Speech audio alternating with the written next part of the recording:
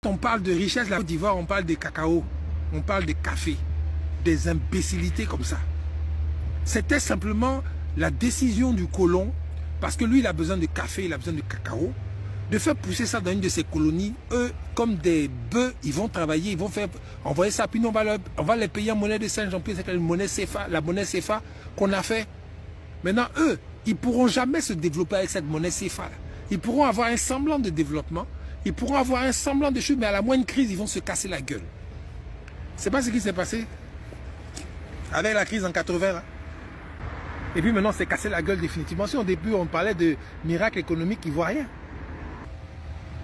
Donc, vous voyez la politique de ces gens à l'époque, où on disait que oui, que la Côte d'Ivoire se développe, les Ivoiriens sont les chocos dans la sous-région. Oui, quand les gars viennent à Abidjan, ils voient que le plateau là, c'est comme Paris. On était fiers de ces bêtises là. On se croyait supérieur aux autres.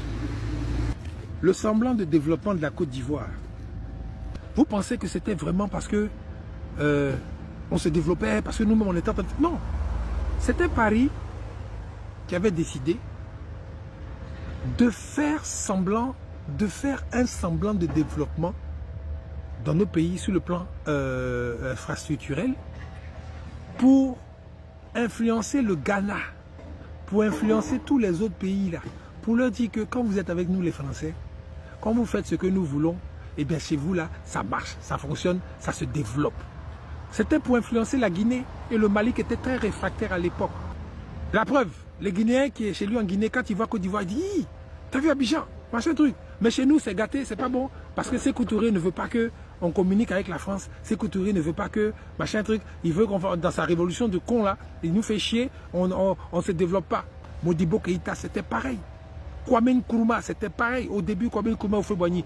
Kwame Nkrumah est venu voir Houphouët-Boigny pour lui dire on a qu'à se mettre ensemble pour faire un seul pays, bien, en tout cas pour l'africanisme, pour travailler ensemble sur le cacao. Au moins ça, le cacao, là, on est les premiers au monde. Si nous deux on se met ensemble, là, on va tout dominer. C'est Houphouët-Boigny qui a dit non, parce que lui, il était à la solde de Paris. Parce que Paris savait que si Houphouët-Boigny se met avec Nkrumah qui bloque cacao, là, mais ils vont payer cacao là plus cher, ça va les faire chier. Si la Côte d'Ivoire, le Ghana, le Cameroun se mettent ensemble sur le cacao, on a 70-80% de la production mondiale de cacao. Et nous pouvons avoir des prétentions dans la fixation des prix de vente. Bêtement comme ça, on est resté divisé entre nous Africains. Bêtement comme ça, on a favorisé les intérêts de l'étranger, du colon, sur nous. Et aujourd'hui, on s'étonne qu'on n'est pas développé. On s'étonne qu'on est faible, on n'a pas d'armée. 10 ans, voire 20 ans après son installation au pouvoir, Félix Houphouët-Boigny met en place une politique d'ouverture de ses frontières, tout en maniant subtilement la politique de la main de fer dans le gant de velours. Le message est simple, concentré sur son sol, la main-d'œuvre et les capitaux de la sous-région. Un pragmatisme payant, car jusque dans la première moitié des années 80, le PIB dépasse les 7%, rapprochant la Côte d'Ivoire des pays à très forte expansion comme le Japon, la Corée et le Brésil.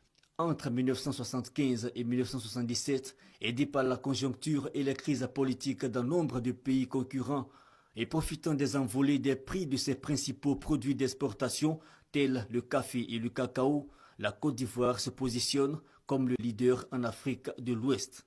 Mais le miracle, marqué par le taux de croissance de 6,8% par an entre 1970 et 1975, plus élevé même que celui de certains pays européens, vers la moitié des années 80 va faire place au mirage.